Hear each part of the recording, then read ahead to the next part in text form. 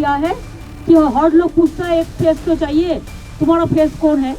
तो इसी के लिए हम प्रपोजल दिया था कि खड़गे जी को होना चाहिए, खड़गे जी अगर फेस होगा तो ठीक है। कोई डिस्कशन एज सच किसी से कुछ हुआ नहीं था, कुछ लोगों ने नाम वहाँ रखा, लेकिन कोई ऐसा डिस्कशन तो कभी हम लोगों से कोई चर्चा हुई नहीं। पहले सभी लोग जीत के आना है, जीत के लिए क्या करना उसके बारे में हम सोचे।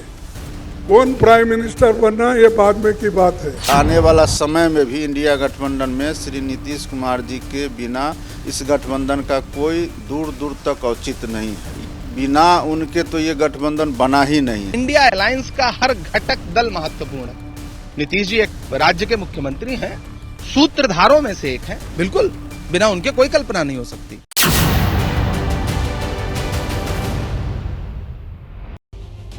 नमस्कार, मैं अखिलेश आनंद हूं और आप देख रहे हैं सबसे बड़ा चुनावी शो ऐलाने जंग। और आज ऐलाने जंग में हम लेकर आए हैं त्वरित सर्वे। 19 दिसंबर को दिल्ली में विपक्षी गठबंधन की बैठक हुई। चर्चा यह थी कि इस बैठक में गठबंधन का संयोजक चुनाव हो जाएगा, लेकिन इस बैठक में मल्लिकार्जुन खड़गे का नाम प्रधानमंत्री पद के दावेदार के तौर पर सामने आ गया। अब एबीपी न्यूज के लिए सी वोटर ने इसी को लेकर त्वरित सर्वे किया और इस सर्वे पर चर्चा के लिए बीजेपी के प्रवक्ता प्रेम शुक्ला हमारे साथ जुड़ रहे हैं। कांग्रेस के प्रवक्ता अखिलेश प्रताप सिंह भी हमारे साथ हैं। वरिष्ठ पत्रकार हैं विजय त्रिवेदी जी, उनसे भी हम बातचीत करेंगे। शुरुआत कर लेते हैं शो की। मोदी वर्सेस खड़गे पर देश का पहला त्वरित सर्वे क्या कहता है? सर्वे के नतीजों पर आप नजर अब डालिए। देखिए, सर्वे में जो सवाल हमने पूछा था वो आपके सामने है। क्या खड़गे को इंडिया गठबंधन का संयोजक बनना चाहिए? आप देख रहे हैं, हां कहने वाले 42% लोग हैं, यानी खड़गे को इंडिया गठबंधन का संयोजक बनना चाहिए ऐसा कहना है लोगों का। नहीं कहने वाले 34% लोग और पता नहीं ये जवाब देने वाले 22% लोग हमें मिले। ये जो सर्वे किया गया, जो त्वरित सर्वे आप कह सकते हैं, फौरन किया गया, इस रायशुमारी के नतीजे आपके सामने हैं। खड़गे को इंडिया गठबंधन का संयोजक बनना चाहिए, इस पक्ष में बहुत ज्यादा लोग हमें नजर आए हैं। एबीपी न्यूज सी वोटर का जो त्वरित सर्वे है उसका इशारा साफ तौर पर है। खड़गे का नाम सामने आने के बाद जो पहला सर्वे हमने किया है उसमें यह बात लोगों ने मानी है बहुत ज्यादा संख्या में कि हां, खड़गे संयोजक बने।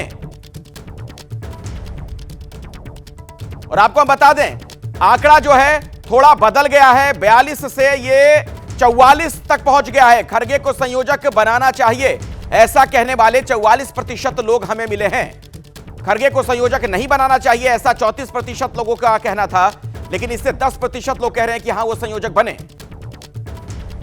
इतना सोच सकती हूँ कि एक सुलझा हुआ व्यक्ति होना चाहिए जो कि सबको साथ लेकर चल सके। अनुभवी सुलझे हुए लोग होने चाहिए जो सबको साथ लेकर। संयोजक होना चाहिए। संयोजक होने से अच्छा रहता है कि सबके बीच तालमेल एक बना के चले। तो ऐसा किसी व्यक्ति को चुनना चाहिए जो किसी भी बात पर चिढ़े नहीं और सबको लेकर चलने की क्षमता उनमें हो। देखिए, जनता की राय है, जो बड़े नेता डिसाइड करेंगे वही संयोजक बनेंगे। ये 4 बैठकें हो चुकी हैं, संयोजक कोई तय नहीं हो पा रहा। कई क्षेत्रीय दल चाह रहे हैं कि संयोजक होना चाहिए। आपकी राय में क्या संयोजक होना चाहिए? हाँ, बिल्कुल होना चाहिए और कोई मुश्किल बात नहीं है। और क्या खड़गे जी को संयोजक बनाया जाना चाहिए? पब्लिक तो यही कह रही है। अब देखिए, ये तो हम लोग बैठ के डिसाइड करेंगे किसको बनना चाहिए, किसको नहीं बनना चाहिए। ये मेरे लेवल का सवाल नहीं है, मेरे बड़े नेताओं के लेवल का सवाल है। अखिलेश जी, आपके मुताबिक बनना चाहिए कि नहीं खड़गे जी को संयोजक? जी देखिए, जब आदरणीय खड़गे जी ने स्वयं इस बात का उत्तर दे दिया तो उसके बाद किसी और के से प्रश्न करने की क्या औचित्य है? आप बेहतर समझते होंगे। आपको कुछ ना कुछ करना है, इसलिए आप कर रहे हैं। जब जिसे बनना है उसी ने जब जवाब दे दिया। क्योंकि देखिए अखिलेश जी, यहाँ पे जो चुनाव है वो सांसदों का होता है भारत में, राष्ट्राध्यक्षों का चुनाव नहीं होता है अमेरिका के तरफ से। तो चुन जाने के बाद सांसद अपना पीएम चुनते हैं। लेकिन जो हमारी बीजेपी है उसको तो बस दूसरे तरीके से चुनाव करना पसंद आता है। उसे तो पहले से ही पता है किसे होना है। दूसरा कोई तो सपने में भी नहीं सोच सकता कि वो भी कुछ हो सकता है आज के तारीख में बीजेपी में उनका सब्स्टिट्यूट पे। तो ये बात अब कोई मायने नहीं रखती है कि जब उन्होंने इस प्रश्न का उत्तर खुद दे दिया हो। और देखिए, जो नेता का कद की बात होती है ना, वो सार्वजनिक जीवन में सबसे बड़ा पहला जो गुण होना चाहिए वो होता है विश्वसनीयता का। और खड़गे जी के मुकाबले हमारे आदरणीय प्रधानमंत्री मोदी जी की विश्वसनीयता बहुत जीरो है। उनकी बात का एतबार या उनकी बात का जिसको कहते हैं बात के धनी, वो नहीं, सिर्फ परनिंदा और आत्म प्रशंसा के बयान उनका कुछ है ही नहीं है। लोकतंत्र में आस्था भी नहीं है। तो अब हमेशा हम बहुत निंदा नहीं करना चाहते क्योंकि हमारे भी प्रधानमंत्री हैं, लेकिन जब आप लोग इस तरह की बहस करते हैं तो अपने आप सेंटर में गिर जाते हैं हमारे प्रधानमंत्री। मैं जवाब ले लेता हूं प्रेम शुक्ला जी से। व्यवहार, आचरण, प्रेम शुक्ला जी, खड़गे जी की तुलना में मोदी जी की विश्वसनीयता नहीं है, अखिलेश प्रताप सिंह जी कह रहे हैं। अच्छा, अखिलेश प्रताप सिंह कह भी क्या सकते हैं? गालीबाजों की पार्टी गाली देने के अलावा क्या कर सकती है? कोसने के अलावा क्या कर सकती है? हताशा के गर्त में आकंठ डूबा व्यक्ति जो है, उससे आप क्या अपेक्षाएं कर रहे हैं? अभी तो इतनी ही बात कर रहे हैं, 2013-14 मोदी जी तो जो गालियां दे रहे थे, 19 में गालियां दे रहे थे, चौकीदार चोर है कह रहे थे, पता नहीं 100 से अधिक गालियां दे चुके हैं ये, 100-200 गालियां और दे देंगे अभी कुछ महीनों में। तो इनको गालियां देने दीजिए। जनता में विश्वसनीयता है कि नहीं? तो जनता में आदरणीय नरेंद्र मोदी जी पहले प्रधानमंत्री हैं इस देश के जिनकी विश्वसनीयता उनके कार्यकाल के बीतने के साथ साथ बढ़ती चली गई। जैसे उदाहरण मैं दे रहा हूं, 1952 में पंडित जवाहरलाल नेहरू प्रधानमंत्री बने, 1957 में वो केरल का चुनाव हार गए, पीछे हटना शुरू हो गई उनकी लोकप्रियता। 1962 में युद्ध हारने के बाद पंडित जवाहरलाल नेहरू एक हताश व्यक्तित्व के रूप में 62 से 64 के बीच में उनकी क्या स्थिति थी, इतिहास में ठीक से पढ़ लेंगे तो ध्यान में आ जाएगा। श्रीमती इंदिरा गांधी 1968 का चुनाव जीती, 71 का चुनाव 66 का जीती, 71 का जीती, लेकिन 75 में अत्यंत अलोकप्रिय हो गई, आपके ध्यान में होगा। इसी तरह से आप अन्य प्रधानमंत्रियों को देखें, राजीव गांधी 84 का चुनाव, इंदिरा गांधी की जिस तरह से हत्या की गई उसके लहर पर जीत कर 1989 में भयंकर एंटी इनकम्बेंसी हो गई। वीपी सिंह साल भर में एंटी इनकम्बेंसी हो गई। नरसिम्हा राव 91 में प्रधानमंत्री बने, 96 में एंटी इनकम्बेंसी हो गई। अटल जी के खिलाफ भी एंटी इनकम्बेंसी हुई, जो दिखा आपको ध्यान है। आदरणीय नरेंद्र मोदी जी पहले प्रधानमंत्री हैं कि 2014 में उनको 282 सीट मिलती है, 2019 में 303 सीट मिलती है, और अब आज आप अगर सर्वे करेंगे तो उनकी लोकप्रियता में सतत इजाफा होता जा रहा है। मॉर्निंग कंसल्ट जैसी जो सर्वे एजेंसी है वो पाती है कि विश्व में सर्वाधिक लोकप्रिय नेता के रूप में पिछले कई नहीं और प्रेम शुक्ला जी, आदरणीय नरेंद्र मोदी जी संस्थापित है। अखिलेश प्रताप सिंह जी, अभी हाल ही में सेमीफाइनल मुकाबला जो हुआ, जो अलग अलग विधानसभाओं के चुनाव हुए, वो भी बीजेपी ने आपसे 4-1 से जीत लिया है। अब फाइनल मुकाबला होने वाला है, फिर भी आपको कैसा लग रहा है कि मोदी जी की विश्वसनीयता कम हो रही है? वहां तो हर राज्य में मोदी जी चेहरा थे। जी, उन राज्यों में जब 12 बजे तक मोदी जी का चेहरा गायब था दुनिया के मीडिया सर्वे के बाद से और उसके पहले से मोदी जी नहीं थे। जब रिजल्ट पक्ष में आने शुरू हो गए तो मोदी जी आ गए आप लोगों के बीच में। उसके पहले नड्डा साहब आ चुके थे और मेरे साथ बैठे बीजेपी के साथी भाई लोग बता रहे थे कि चुनाव बीजेपी की बात कर रहा है, मोदी जी। आप मीडिया की बात कर रहे हैं, मैं बीजेपी की मैं वही बात कर रहा हूं। सवाल तो सुनिए, बीजेपी ने चेहरे के तौर पर मोदी जी को ही रखा था इस चुनाव में, आपको भी ये पता है। सुनिए, देख लीजिए, सुन लीजिए। जैसे आपने निर्बाध रूप से प्रेम शुक्ला जी को सुना तो दूसरे को आपने भी निर्बाध ही बोला था प्रेम शुक्ला जी के पहले। प्लीज आरोप लगाइए। नहीं, आपने डिस्टर्ब किया था। आरोप क्यों नहीं लगाएंगे भाई? अरे लगा लीजिए सर, बोलिए, अपनी बात रखिए। माना यही नहीं। हाँ, तो वही मैं कह रहा हूं कि अब नेहरू जी से तुलना कर रहे हैं। कहा नेहरू जी है, कहा मोदी जी। एक भाषण दिखा दीजिए इसमें असत्य का अंबार न लगा हो मोदी जी के भाषणों में, भाषा की मर्यादा गिरती हुई ना दिखी हो। खैर छोड़िए, अब नेहरू जी मोदी जी की तुलना दुनिया में भाजपा का। देखिए, मैं कल भी बोल रहा था, फिर बोल रहा हूं, लोकतंत्र में चर्चाएं विचार विमर्श होती है। वो लोकतांत्रिक पार्टी कांग्रेस पार्टी है, यह हमारा इंडिया गठबंधन है। लेकिन जहां तानाशाही है वहां सिर्फ कसीदे पड़ जाते हैं, वहां कीर्तन किए जाते हैं, जैसे शुक्ला जी कर रहे हैं। इन लोगों के यहाँ कुछ और हो नहीं सकता है, विचार विमर्श हो नहीं सकता है, गुण दोष के आधार पे बात रखी नहीं जा सकती है, सिर्फ कसीदे पढ़ने। अभी आप आगे दिखाएंगे कि 75% पॉपुलरिटी है मोदी जी की, वोट पाएंगे 37-38%, पॉपुलरिटी रहेगी 75%। तो पॉपुलरिटी में तो चीन का राष्ट्रपति इससे भी ज्यादा है, रूस का राष्ट्रपति इनसे भी ज्यादा है, कोरिया वाला तो और भी ज्यादा है।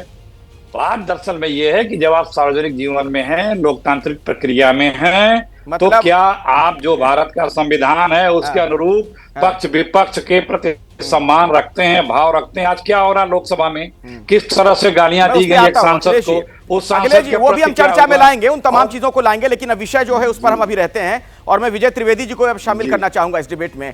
हमारे साथ वरिष्ठ पत्रकार विजय जी भी जुड़े हुए लगातार। विजय जी, अगर ये सर्वे कह रहा है कि 44% लोग मल्लिकार्जुन खड़गे को चाहते हैं कि कन्वीनर बने, संयोजक बने, तो कांग्रेस के लिए खुश होने वाली बात है या चिंता की बात है, क्योंकि फिर राहुल गांधी तो कहीं रेस में नहीं दिखेंगे? देखिए, यदि इस सर्वे को दो हिस्सों में मैं बांट रहा हूँ, आपने भले ही अभी एक ही हिस्से की चर्चा की है, मोदी वर्सेस खड़गे, ये एक अलग विषय है जिस पर चर्चा होनी चाहिए।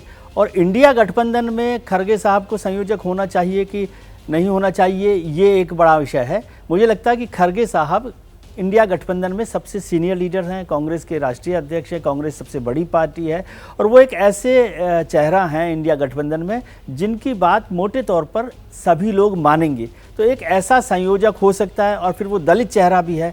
लेकिन क्या इंडिया गठबंधन में, जैसे ममता जी ने कहा कि वो प्रधानमंत्री का चेहरा होंगे कि नहीं होंगे, और प्रधानमंत्री का चेहरा होने पर इंडिया गठबंधन में कितने लोग मानेंगे नहीं मानेंगे।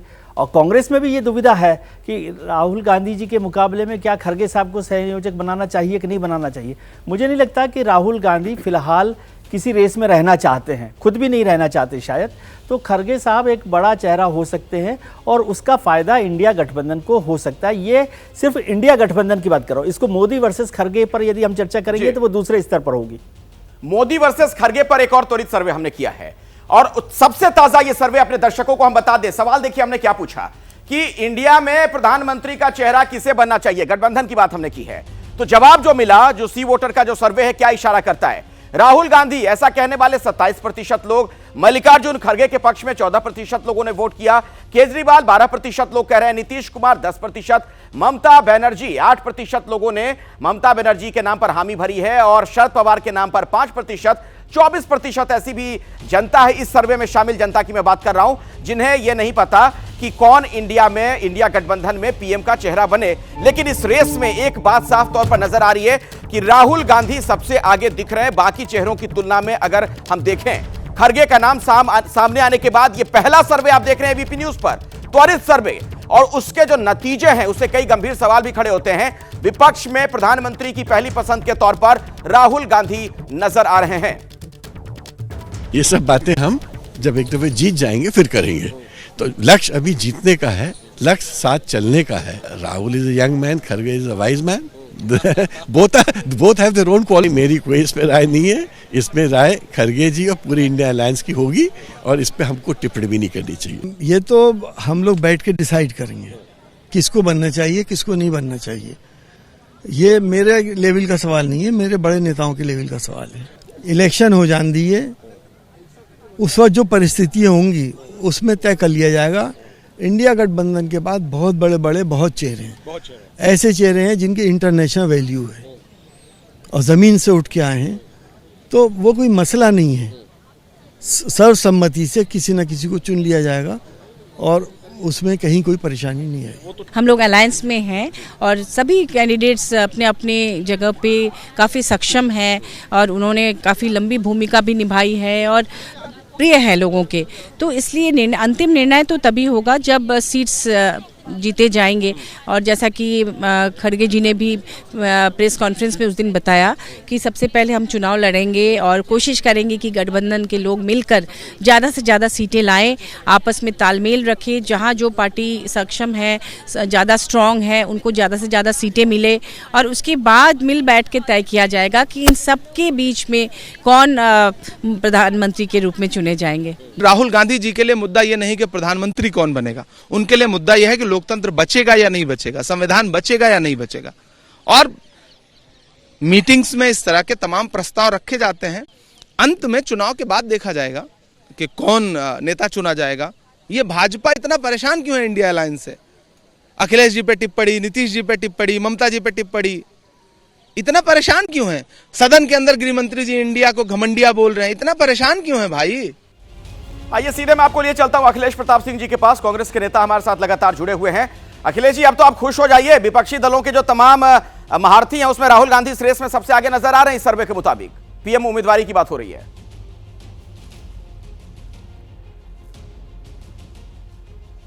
देखिए, हमें पता है हम लोग सरकार बनाने जा रहे हैं, तो ये आपके सर्वे से हमें खुश होने की कोई आवश्यकता नहीं है। सवाल आज बहुत बड़ा ये है कि देश दुखी है। संसद में एक सुरक्षा चूक होती है, बहुत जबरदस्त तरीके से बीजेपी के सांसद पास देते हैं। संसद के अंदर, संसद के इतिहास में इस तरह से होता है और सरकार उस पर जवाब तक नहीं देती। जवाब मांगने पे 164 सांसद बर्खास्त कर दिए जाते हैं। जो पास दिया उसको तो सर आंखों पे बिठा रहे हैं। जिसने एक अपने कंप्यूटर का पासवर्ड दे दिया मोहिना मोइत्रा को, उन्हें उसकी सत्ता समाप्त कर दी जाती है। तो ये जो खतरा है इस देश पे, ये चिंता का विषय है और इसी खतरे से, इसी चीज से देश को आज बचाना है। इतने इंपॉर्टेंट बिल पास करते हैं बिना बहस के, क्योंकि संसद को तो ये संघ भवन समझने लगे हैं। संसद किस लिए? बहस के लिए। तो भाई चलो, तुम्हारे संघ भवन में नहीं बहस हो सकती, नहीं विचार विमर्श हो सकता, लेकिन कानून बनने पे तो होगा, संसद में तो होगा। इसके पहले के जो हमारे स्पीकर और वाइस चेयरमैन रहे हैं, उनको उनकी कार्यप्रणालियां, उनका आचरण व्यवहार देख लीजिए, कितना प्रशंसनीय था। किस तरह से सबको सजो करके एक परिवार के मुखिया के तरह से चलते थे। आज के देख लीजिए, आज लोग शोर मचाते हैं कि क्या कर दिया फला संवैधानिक पद पे। अरे भाई, संवैधानिक पद पे बैठे व्यक्ति की भी रिस्पॉन्सिबिलिटी है कि वो अपनी गरिमा और मर्यादा को, ठीक है, बचा के बना के समझ गया। अखिलेश जी, आपकी बात हो गई। प्रेम शुक्ला जी, जो बातें अखिलेश प्रताप सिंह कह रहे हैं, तो उसका जवाब दीजिए। और दूसरी बात यह कि बातचीत की शुरुआत ही उन्होंने इससे की कि अगली सरकार उन्हीं की बनने जा रही है। मैं सिर्फ ये जानना चाहता हूं कि एबीपी न्यूज ने सर्वे भारतीय जनता पार्टी के प्रायोजन पे किया है क्या? जो बार बार इमरान प्रतापगढ़ी से लेकर अखिलेश प्रताप सिंह जो हैं, इन दोनों के आरोपों के बाद आप जिस तरह से मौन साध रहे हैं, तो मेरे मन में ये प्रश्न पैदा हो रहा है कि आपको एबीपी न्यूज को भारतीय जनता पार्टी ने प्रायोजित किया। जवाब दीजिए ना, मौन कौन सा? पहले इसका उत्तर दे दीजिए आप। प्रेम शुक्ला जी, मौन साधना शब्द नहीं समझा। नहीं, अरे मैं जो आप मौन साधे पड़े हैं। क्या मौन साधे? मौन साधे पड़े हैं, तो जवाब आप मौन साधे पड़े हैं। अखिलेश प्रताप सिंह इमरान प्रतापगढ़ी भी इसी तरह की बात की और अखिलेश प्रताप सिंह, हाँ, नहीं, इसका मतलब यह है कि एबीपी न्यूज जो है कुछ भी कांग्रेसी कहकर जाएं, आप शांत रहेंगे और भाजपा वालों से लड़ेंगे। आप जो बोलेंगे आपका जवाब अखिलेश प्रताप सिंह जी देंगे। अखिलेश जी जो कहेंगे उसका जवाब आप दीजिए। हम न्यूट्रल हैं, हम निष्पक्ष हैं। हमारा, मेरा काम मॉडरेटर है, मॉडरेटर बनने का। मेरा काम जवाब देने का नहीं है। निष्पक्षता तो दिख रही है। प्रेम शुक्ला जी, सुन लीजिए मेरी बात। मैं एक मॉडरेटर हूं। पत्रकारिता में निष्पक्षता की बहुत ज्यादा दरकार है, बहुत ज्यादा जरूरत है आज की तारीख में। मैं वही उसी भूमिका में हूं। अरे लीजिए, आप जो कह रहे हैं आपका जवाब अखिलेश जी देंगे, अखिलेश जी जो कह रहे हैं उसका जवाब वो देंगे, ठीक है ना? मैं क्यों जवाब दूं उनका? मैं ये जानना चाह रहा हूं। आप जवाब दीजिए ना सर, मैंने आपको टॉस किया। मैं बोल लूं? हाँ बोलिए। मैं ये बोल लूं? भाई मैं नहीं, उन्होंने आप पर आरोप लगाया तो मैं क्यों जवाब दूंगा? नहीं, आरोप इमरान प्रतापगढ़ी आप पे आरोप लगाए, जवाब काम है आरोप लगाना। वो आरोप लगा रहे हैं, आरोप सीधे खारिज कर रहा हूं। जवाब मैंने पहला शब्द यही बोला कि आपके आरोपों को मैं खारिज कर रहा हूं। पूछो भी नहीं, आरोपों से क्या फर्क पड़ता है?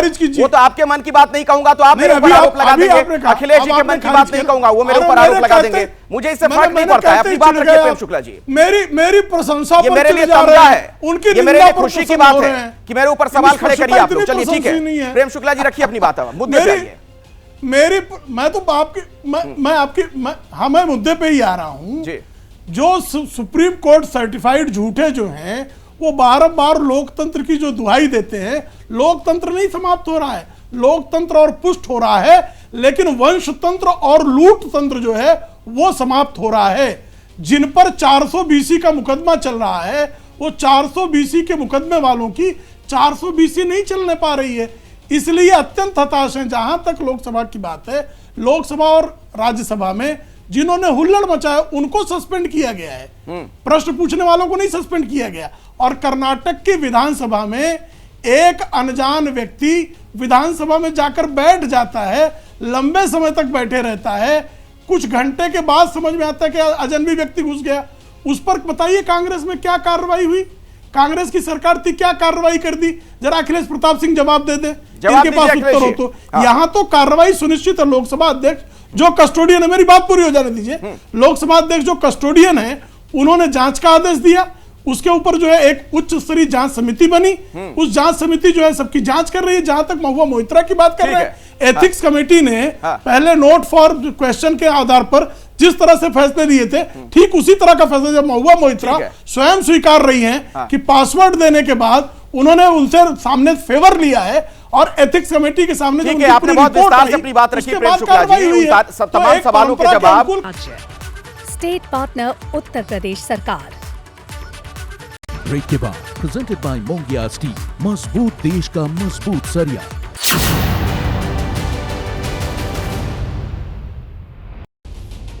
विपक्षी दलों का जो गठबंधन बना है उसकी बैठक होती है और ममता बनर्जी की तरफ से जैसे ही प्रधानमंत्री के नाम के तौर पर, उम्मीदवारी के तौर पर मल्लिकार्जुन खड़गे का नाम आगे बढ़ाया गया, तब से तमाम तरह की चर्चाएं हो रही हैं।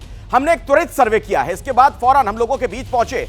हमने एक सवाल पूछा कि इंडिया गठबंधन में पीएम का चेहरा किसे बनना चाहिए। 27% लोग हमें ऐसे मिले जो राहुल गांधी कह रहे हैं, बाकी इसमें पीछे दिख रहे हैं। विजय त्रिवेदी जी, इसी पर एक छोटा सा कमेंट आपसे चाहूंगा।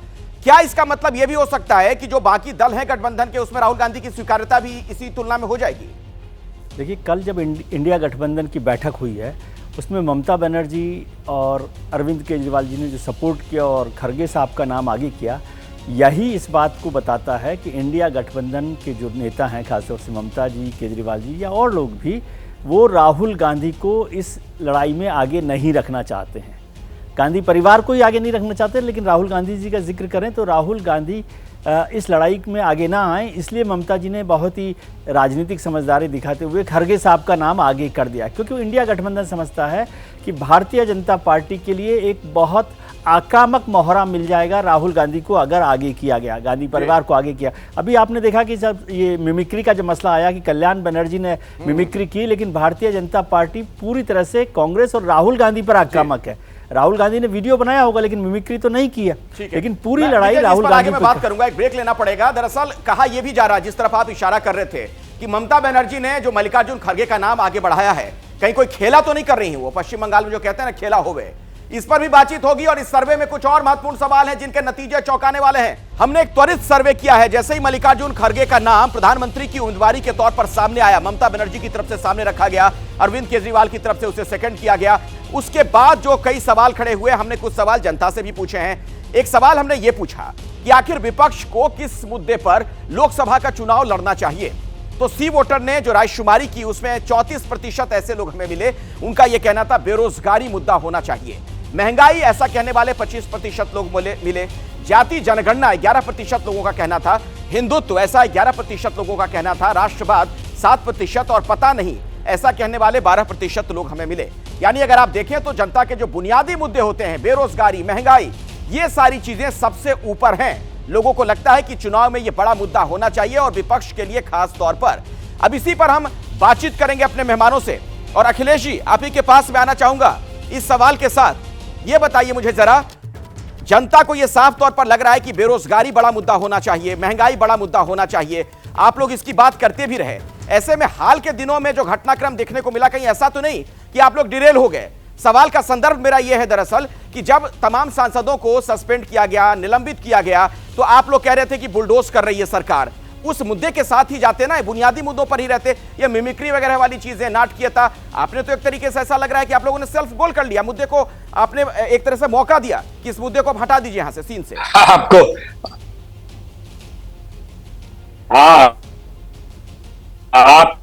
तो विपक्ष सेल्फ गोल लगेगा, जो सस्पेंड करने के लिए जवाब नहीं दे रही है। हम लोग तो हमेशा महंगाई और बेरोजगारी की बात करते हैं, और ये दोनों पॉइंट मिला के आपके सर्वे को देखें तो ये 60% होता है।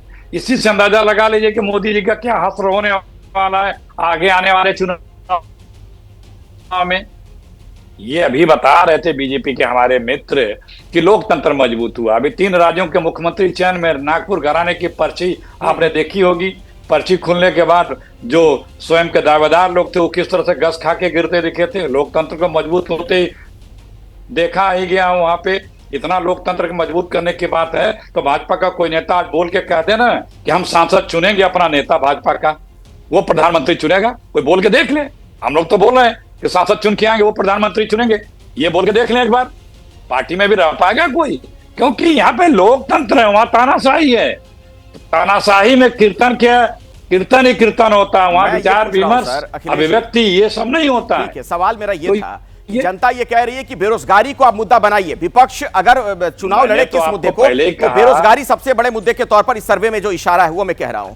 तो मिमिक्री वगैरह वाली जो चीजें हैं, जो नाटकीयता, अभिनय, इन सब चक्करों में क्यों फंस जाते हैं आप लोग? हमारा यही मुद्दा है। ये तो आप लोगों को व्हाट्सएप मैसेज आ गया कि इस पे बहस करो। पार्लियामेंट में अगर अंदर होते सारे वीडियो तो राहुल गांधी बना रहे थे, बहस करनी पड़ती, बिल पे बहस होता, तो उसमें क्या बुराई है? वीडियो तो राहुल गांधी बना रहे थे। आप कुछ भी कर दें, संसद की मर्यादा को भंग कर दें, स्पीकर और वाइस चेयरमैन की मर्यादा को आप तार कर दें, पार्टी वर्कर के तरह से काम करें, लोकसभा और राज्यसभा जिस कार्य के लिए बनी वो कार्य उसमें आप न करने दें, अपनी तानाशाही के चलते। आपको सवाल है ना कि बहुत सबको पता है, इतिहास गवाह है कि सुल्तानों को सवाल पसंद नहीं है, जितने भी सुल्तान प्रेम शुक्ला जी जवाब दीजिए हैं, तो सवाल जहां हो गए वो वहां उनको पसंद नहीं है सवाल करने का। तो जब संसद चलेगी तो सवाल होगा, तो चलने ही मत दो। प्रेम शुक्ला जी, हमको सवाल पसंद नहीं है, तो इसकी भी बात ना उठाएं तो भी तो अन्याय होगा। अगर लोकसभा में जवाब ले लीजिए अखिलेश जी, बहुत विस्तार से अपनी बात आपने रखी है। प्रेम शुक्ला जी को आने दीजिए बहस में। जी। देखिए, हमको सवाल भी पसंद और हम लोग हर सवाल का जवाब देते हैं। अभी देखिए, फिर आपसे उन्होंने कहा कि व्हाट्सएप यूनिवर्सिटी, आपको व्हाट्सएप आ गए और आपने जो है सवाल पूछ लिया, तो आप पर आरोप तो ये लगा रहे हैं, लेकिन चिढ़ आप मुझ पे रहे हैं।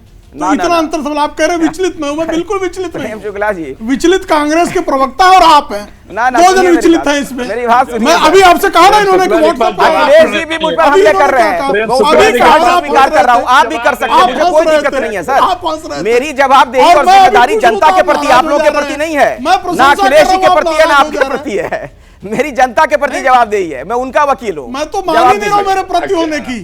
अभी आपसे कहा ना, अभी आपसे उन्होंने कहा, बोलने दीजिए सर, मुझे फर्क नहीं पड़ता, मैं कह रहा हूँ। आप भी मुझे कह देंगे ना कि आपके पास भी कोई चिट आ जाती है, ये उनका काम है बोलने का, ठीक है, मैं उस पर नहीं कुछ बोल सकता हूँ, मैं टिप्पणी नहीं कर सकता हूँ, मैं खारिज जरूर करूंगा। मेरा संस्कार ही नहीं है, मेरा मेरा संस्कार ही नहीं आप पर आरोप लगाने का भाई। मैं तो आपकी प्रशंसा भी करता हूँ, आप चिढ़ जाते हैं। वो आपको जो है आप पर आरोप लगाते हैं, आप नहीं चिढ़ते। ये यही आपकी निष्पक्षता की प्रशंसा कर रहा हूँ। अच्छा। आपकी निष्पक्षता वो मुझ पे आरोप लगा रहे हैं, मैं नहीं चिढ़ रहा और हम दोनों मिले हुए हैं, ये आपको लग रहा है। अरे अपना जवाब दीजिए सर, आप कहाँ इधर उधर के मुद्दों पे जा रहे हैं? प्रेम शुक्ला जी, आप खुद ही पत्रकार रहे हैं, मिले हुए हैं, दोपहर का सामना के पत्रकार रह चुके हैं। तो यही का आरोप है। हाँ नहीं, यही उनके आरोप पर मैं तो कह रहा हूँ कि आप मुझसे मिले, यही उनका आरोप है ना। मैं कहाँ कह रहा हूँ कि आप मुझसे नहीं मिले हुए हैं, मुझे तो लग रहा है आप पत्रकार मुझसे मिले होंगे। ठीक है, एक मुद्दे की बात इन्होंने जो बेरोजगारी की और महंगाई की जो मुद्दे की बात है, देखिए बेरोजगारी का आप आलम सोचिएगा कि 5 करोड़ लोगों को ईपीएफओ में 2020 के बाद आज तक इसी महीने 15.6 लाख लोग ईपीएफओ में रजिस्टर हुए। ईपीएफओ में वो रजिस्टर होता है जिसका एम्प्लॉयर जो है एम्प्लॉय का प्रोविडेंट फंड में कंट्रीब्यूशन देता है। 5 करोड़ नए खाते खुले हैं और इस देश में जो भी जानता है 8 से 9 गुना जो है, अगर ऑर्गेनाइज सेक्टर में एक जॉब जनरेट होती है तो 8 से 9 जॉब जो है वो अनऑर्गेनाइज सेक्टर में जनरेट होती है।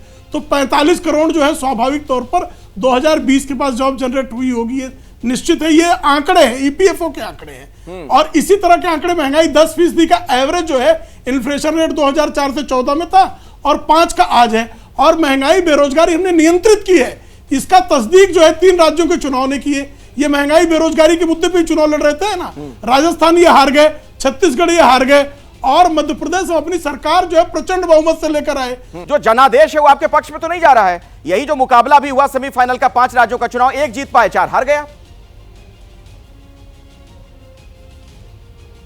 देखिए, कई कारण होते हैं किसी चुनाव को जीतने के लिए। पिछले चुनाव के जिसका जिक्र आप लोग करते हैं 2019 का, मोदी जी अपने किसी मुद्दे पर चुनाव नहीं लड़े थे। उनकी जीत में बहुत बड़ा योगदान जो इन्होंने, पुलवामा हुआ, कैसे हुआ, क्या हुआ, इसके बारे में सबको अब जानकारियां भी हैं और उसके लिए खुलम खुला इस देश के लिए उस पर जो मत मांगा और एक माहौल बना। मोदी जी अपने मुद्दे पर चुनाव क्यों नहीं लड़ लेते हैं? अपने सरकार की कभी उपलब्धि गिनाते हैं मोदी जी? चाहे बेरोजगारी हो, जो कसमें खाए थे कि 2020 तक हम क्या क्या कर देंगे, वो लिस्ट कभी पढ़ लीजिए। 2020 आमदनी किसानों की दोगुनी हो जाएगी, बुलेट ट्रेन से यात्रा करेंगे, सबके पास पक्का घर होगा, उसमें जल होगा, उसमें एलईडी लाइट होगी, उसमें शौचालय होगा, पता ना क्या क्या क्या क्या क्या। मतलब जनता एक भी लफ्ज दोबारा नहीं लेते। सर अखिलेश जी, तो आपके कहने का मतलब क्या मैं ये निकालूं कि जनता भ्रमित हो जा रही है, आप ये कहना चाह रहे हैं? और अगर ऐसा आप कहना चाह रहे हैं तो फिर तो जनादेश का अपमान भी है। जरूर भ्रमित आप नहीं होगी, आप नहीं भ्रमित, आप नहीं भ्रमित होगी, क्योंकि 10 साल बड़ा लंबा समय होता है। सिर्फ झूठ झूठ झूठ झूठ असत्य झूठे सब जवाबों से। मैं अगले सवाल की तरफ बढ़ता हूं। प्रेम शुक्ला जी आपको जवाब देंगे, विजय जी को भी मैं बहस में लाऊं। ठीक है अखिलेश जी, अब जरा अगला सवाल देख लेते हैं, समय की पाबंदी होती है दरअसल। मोदी वर्सेस खरगे वाला जो त्वरित सर्वे है, इसमें एक और सवाल हमने पूछा। सवाल अगला हमारा क्या था, उस पर आप नजर डालिए। क्या लगता है विधानसभा चुनाव में मिली हार के बाद सीट बंटवारे में कांग्रेस की ताकत कमजोर हुई है? सी वोटर का जो ये सर्वे है उसके नतीजे आपके सामने हैं। 50% लोगों को लगता है कि ताकत कमजोर हुई है कांग्रेस की, बार्गेनिंग कैपेसिटी घटी है, और वो चीजें दिख भी रही हैं जिस तरीके के बयान भी तमाम गठबंधन के सहयोगियों की तरफ से आ रहे हैं। नहीं कहने वाले 26% लोग, पता नहीं ऐसा कहने वाले 24% हमें मिले हैं। तो मायावती को भी साथ लाने की बात हो रही है, तमाम तरह की बातें आप सुन रहे हैं। तो क्या ये उसका साइड इफेक्ट है? विधानसभा चुनाव में मिली हार के बाद सीट बंटवारे में कांग्रेस की ताकत कमजोर हो रही है। विजय त्रिवेदी जी, पहले इस पर आपसे एक टिप्पणी में चाहूंगा, उसके बाद राजनीतिक मेहमानों का रुख करूंगा। क्या कांग्रेस की बार्गेनिंग कैपेसिटी साफ साफ घटती हुई दिख रही है? अखिलेश जी, विधानसभा चुनावों के नतीजे से पहले आपने देखा होगा जब चुनाव चल रहे थे तो कांग्रेस के नेताओं का जो रुख था, कमलनाथ जी को आपने सुना था अखिलेश कर रहे थे, अशोक गहलोत जी किसी और सहयोगी जो छोटे छोटे दल थे उनको साथ लेने के लिए तैयार नहीं थे, भूपेश बघेल किसी को सुनने को तैयार नहीं थे, और कांग्रेस को लग रहा था कि अब तीनों राज्यों में उनकी सरकार आ जाएगी, इसलिए वो किसी की सुनवाई नहीं कर रहे थे। और जो छोटे छोटे से समझौते हो सकते थे 4 सीटों के लिए, समाजवादी पार्टी के लिए, आम आदमी पार्टी के लिए, वो नहीं कर रहे थे। लेकिन जैसे ही नतीजे आए हैं, अब वो कहते हैं ना ठाकर ठिकाने आ गए।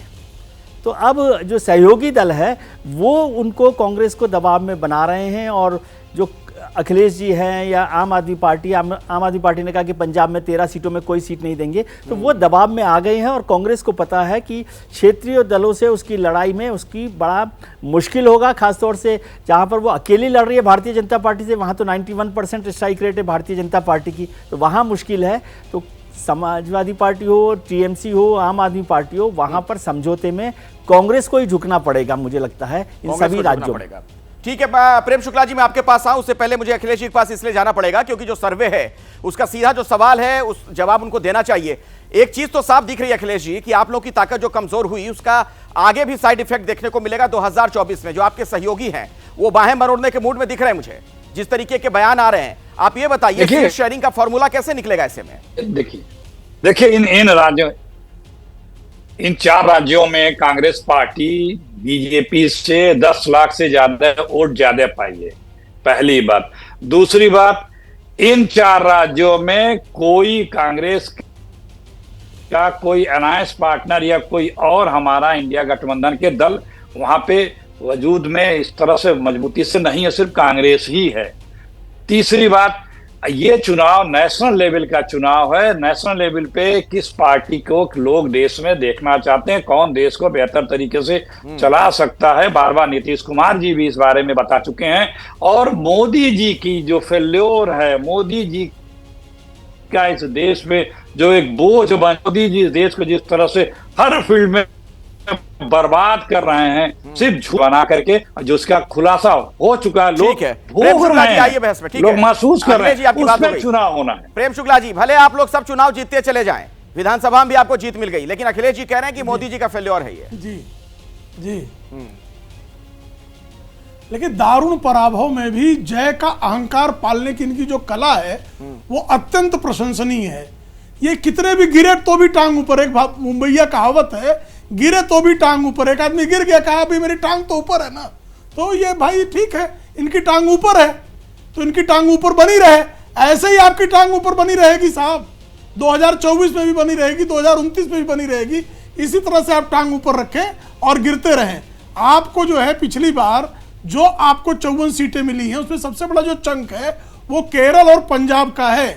केरल में सीपीएम जो है आपके साथ अलायंस में आ रही कि नहीं आ रही है अभी आप बताने की स्थिति में नहीं है, और पंजाब में 13 सीटों में एक भी सीट देने के लिए आम आदमी पार्टी तैयार नहीं है, केजरीवाल का बयान है। जो आपके अलायंस पार्टनर जो मल्लिकार्जुन खड़गे को जो है प्रधानमंत्री पद के प्रत्याशी के रूप में प्रस्तुत कर रहे हैं, वो एक भी सीट नहीं देना चाहते। तो आपकी दारुण स्थिति यह है कि आपको डबल फिगर में आने के लिए भी संघर्ष करना है। फिर भी अगर आपको लग रहा है कि आप जो है आपकी टांग ऊपर है, तो ये टांग ऊपर मुबारक है आपको। अखिलेश जी, रास्ता निकलेगा कैसे? तमाम लोग एक दूसरे से अगर झगड़ा ही करते रह जाएंगे गठबंधन में। अखिलेश जी ने चुनाव के दौरान आप लोगों को कही दिया था, अखिलेश यादव जी ने, चालू पार्टी। मैंने आपसे कहा ना, हम लोकतांत्रिक दल हैं, हमारे यहाँ तानाशाही नहीं है, विचार विमर्श अभिव्यक्ति की सबको अपने अपने बात रखने का अधिकार है, जैसे एक परिवार में होता है। जहां तानाशाही हो तो कीर्तन ही होगा, मैंने बार बार आपसे कहा है। दूसरी बात कि जो हमारे प्रेम शुक्ला भाई जो कह रहे हैं, इसी तरह का अहंकार 2003 में भी बीजेपी के नेताओं को था, अजय अटल, शाइनिंग इंडिया और पता नहीं क्या क्या। और इन्हीं 3 राज्यों में उस बार भी सरकार ये बीजेपी जीती थी, और 4 महीने बाद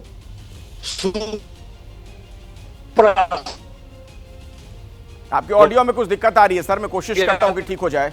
हाँ विजय जी, इसमें जोड़ लीजिए अपनी बात। हाँ, रखिए। हाँ, फिर साफ होगा। वो बहुत ज्ञानी लोग हैं कि अभी राहुल गांधी जी का कार्यक्रम का आपने जिक्र किया कि वो जनवरी से भारत जोड़ो यात्रा 2 पर जा रहे हैं, भारत जोड़ो यात्रा 2 कर रहे हैं अरुणाचल प्रदेश से गुजरात तक। तो वो क्या जो 2024 की चुनावी राजनीतिक लड़ाई है उसमें शामिल नहीं होंगे? तो ऐसे योद्धा को आप सर्वे में प्रधानमंत्री पद का उम्मीदवार बना सकते हैं कि नहीं बना सकते? अखिलेश जी ने क्या तय किया है कि वो इस चुनावी समर में नहीं रहेंगे फिर से, जैसे पहले कर्नाटक और गुजरात में नहीं थे?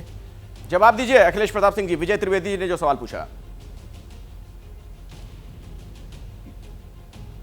अब विजय त्रिवेदी जी को ज्यादा पता होगा कि चुनावी समर में राहुल गांधी नहीं रहेंगे। पूरी बीजेपी सरकार, पूरी बीजेपी संगठन, पूरा मंत्रालय, आरएसएस सब पिछले 10 वर्षों से तो राहुल गांधी के पीछे पड़े हैं, और जनता राहुल गांधी से अपेक्षा करती है। ये भी चुनाव का पार्ट है, और चुनाव के जो शुरुआत होगी उसके बहुत पहले यात्रा कंप्लीट हो जाएगी। इस बार यात्रा का तरीका कुछ अलग होगा, और हमें पूरा समय रहेगा। और लोगों की मांग थी कि क्षेत्रों से पिछले बार यात्रा नहीं गई थी, इसलिए उस यात्रा को किया जा रहा है। तो ये कह देना कि राहुल गांधी, अरे राहुल गांधी को ही ये देश सबसे विश्वसनीय नेता है इस देश के, सबसे जो देश की जिसके पास विजन है। साहब के पास तो सिर्फ गठबंधन के जो सहयोगी है वो भी यही बात कहेंगे क्या अखिलेश जी कि राहुल गांधी सबसे विश्वसनीय नेता है? कही रहे। हाँ, हमारे गठबंधन के हर नेता विश्वसनीय है, उसमें राहुल गांधी एक प्रमुख विश्वसनीय है। नहीं, सबसे ज्यादा राहुल गांधी हमारे गठबंधन में लोकतंत्र है। हाँ, तो मैं तो कह रहा हूँ सब विश्वसनीय, उसमें सबसे ज्यादा विश्वसनीय है, सब विश्वसनीय है।